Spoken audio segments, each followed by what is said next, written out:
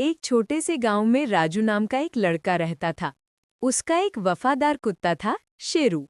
दोनों रोज साथ खेलते, साथ खाना खाते और साथ ही सो जाते। एक दिन राजू नदी के पास खेलते खेलते फिसलकर पानी में गिर गया।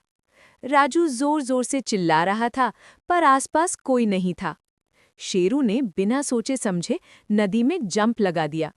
उसने राजू की शर्ट पकड़ी और पूरी ताकत से उसे किनारे तक खींच लाया। राजू ने शेरू को गले लगाया।